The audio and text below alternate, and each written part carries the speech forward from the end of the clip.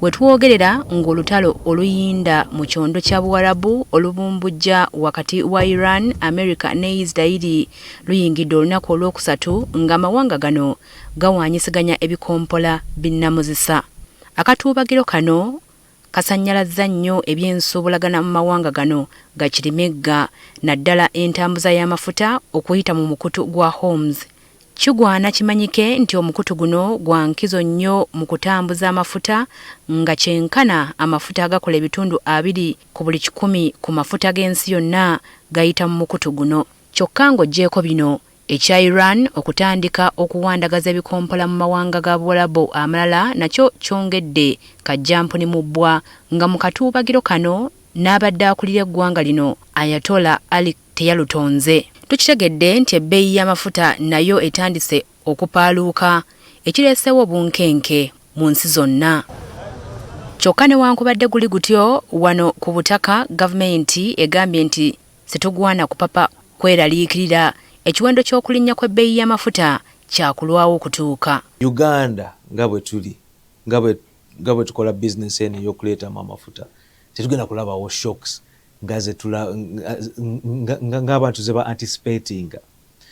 Nga UNOC ne Ministry of Energy tutaddewo already mechanisms okubeera nga tumonitoringa ebigenda mu maaso naye okulaba nga eggwanga erya Uganda lirina amafuta agasobola otubeesaawo. Ng'oggyeko ekyokwesiba ku mafuta agava mu kyondo kya Buwarabu, abakulu batugambye nti bayinza n'okusalawo okugira nga bagagula mu mawanga amalala agatebenkedde. So UNOC nga company tetufuna mafuta mu area emu. Amafuta globally gava mu markets nyingi. Waliwo Middle East, waliwo Singapore, waliwo India, waliwo mu America, waliwo bifo bingi ebina refinery amafuta gwe gasobola okuba nga tugagula. Kati ono asabye bannayuganda obuteeteekamu kutya kubanga embeera ng'eno baagitegekera dda. Already mu mwezi guno tulina amafuta agagenda okuyingira mu ggwanga era tulina vessels ezituuse ku coast ya East Africa mu Tanzania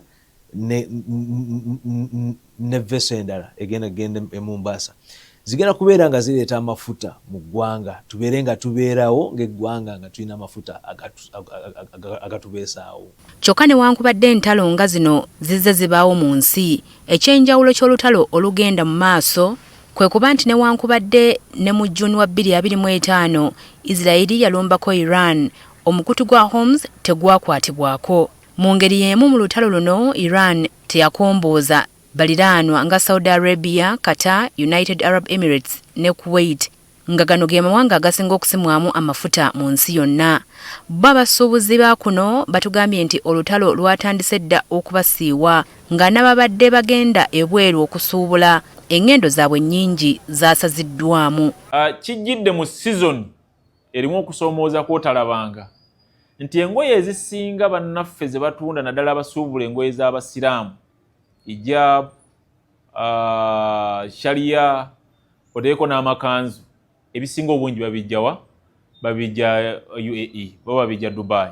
Bano bo bakalambidde nti wajja kubaawo okulinnya kw'ebbeeyi y'ebintu naddala ebiva ebweru mu mawanga agaakoseddwa. Nti omuntu abadde ayambala sharia oba hijabu ku mitwalo 12 kkiriza oba ogaane nti singa olutalo luno telusiriikiriramu mu zino ennaku wandiyambala sharia y'emu ku mitwalo 25.